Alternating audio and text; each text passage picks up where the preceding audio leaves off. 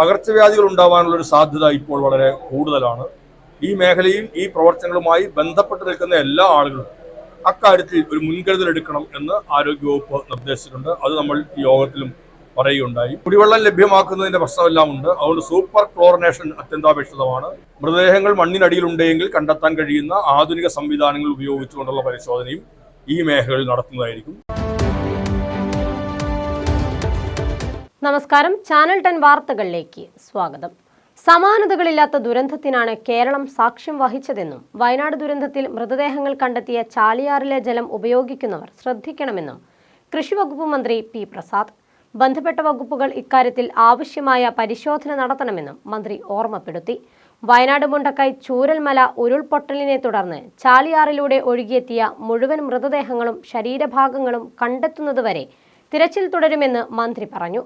നിലമ്പൂരിൽ ജനപ്രതിനിധികൾ, ജില്ലാ കളക്ടർ, വിവിധ വകുപ്പ് ഉദ്യോഗസ്ഥർ തുടങ്ങിയവർ പങ്കെടുത്ത ഉന്നതതല യോഗത്തിൽ സംസാരിക്കുകയായിരുന്നു മന്ത്രി. വയനാട് ദുരന്തത്തിന്റെ പശ്ചാത്തലത്തിലാണ് കൃഷിവകുപ്പ് മന്ത്രി പി പ്രസാദിന്റെ അധ്യക്ഷതയിൽ നിലമ്പൂർ ജില്ലാ ആശുപത്രിയിൽ യോഗം ചേർന്നത്. ജനപ്രതിനിധികൾ, ആരോഗ്യവകുപ്പ് ഉദ്യോഗസ്ഥർ, പോലീസ്, ഫയർഫോഴ്സ് ഉദ്യോഗസ്ഥർ, HMC അംഗങ്ങൾ തുടങ്ങിയവർ യോഗത്തിൽ പങ്കെടുത്തു. ചാലിയാറിലൂടെ ഒഴുകിയെത്തിയ മുഴുവൻ മൃതദേഹങ്ങളും ശരീരഭാഗങ്ങളും കണ്ടെത്തുന്നതുവരെ തിരച്ചിൽ തുടരുമെന്ന് മന്ത്രി പറഞ്ഞു. നേവിയുടെയും ഹെലികോപ്റ്ററിന്റെയും സഹകരണം ലഭ്യമാക്കുമെന്നും മന്ത്രി കൂട്ടിച്ചേർത്തു. ഇനി ലഭ്യമാകുന്ന ശരീരഭാഗങ്ങൾ DNA പരിശോധന നടത്തി ഇവിടെ തന്നെ സംസ്കരിക്കുമെന്ന് മന്ത്രി പി പ്രസാദ് അറിയിച്ചു.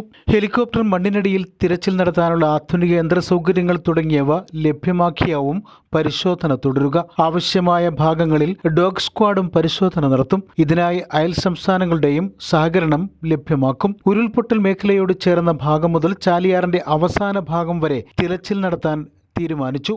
മണ്ണിൽ മൃതദേഹങ്ങൾ അകപ്പെട്ടിട്ടുണ്ടോ എന്നും പരിശോധിക്കും. പാലങ്ങളിലും റെഗുലേറ്റർ കം ബ്രിഡ്ജുകളിലും അടിഞ്ഞ മരങ്ങൾ മാറ്റി തിരച്ചിൽ ഊർജിതമാക്കും. ചിലയിടങ്ങളിൽ മരമെല്ലാം വന്നടിച്ചതിന്റെ പേരിൽ അതിനടിയിൽ മൃതദേഹങ്ങൾ ഉൾപ്പെടെ ഉണ്ടാകും എന്നുള്ള ഒരു സംശയം പങ്കുവച്ചിട്ടുണ്ട്. അക്കാര്യത്തിലുള്ള പരിശോധന ഇന്ന് വീണ്ടും തുടരും.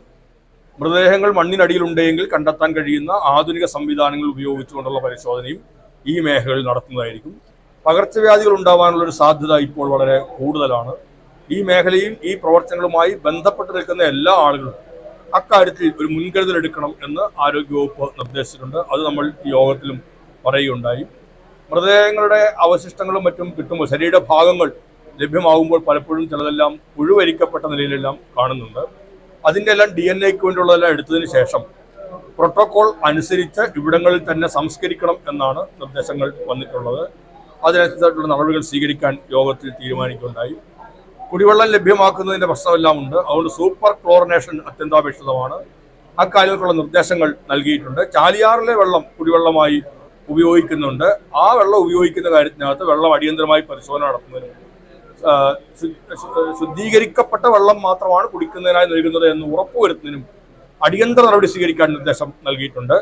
ഏതെങ്കിലും തരത്തിൽ കുടിവെള്ളത്തിന്റെ ബുദ്ധിമുട്ടുണ്ടാകുന്നുവെങ്കിൽ ശുദ്ധമായ വെള്ളം മറ്റ് സംവിധാനം ഉപയോഗിച്ച് ടാങ്കറുകൾ അടക്കമാണെങ്കിലും ആളുകൾക്ക് എത്തിക്കാൻ വേണ്ടിയുള്ള നിർദ്ദേശം ജില്ലാ കളക്ടർക്ക് നൽകിയിട്ടുണ്ട്.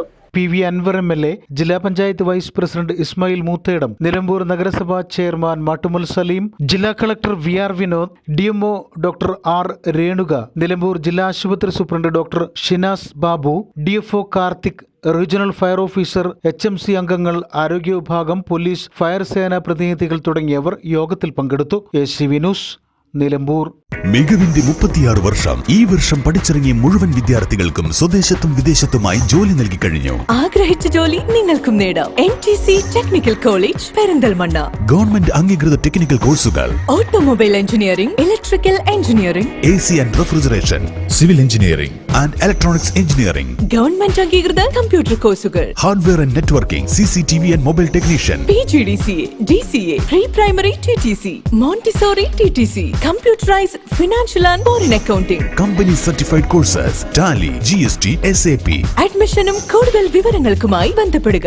NTC technical college, Perinthalmanna, Malappuram, Cherpulassery, Pattambi, Parappanangadi. Phone 9847740103.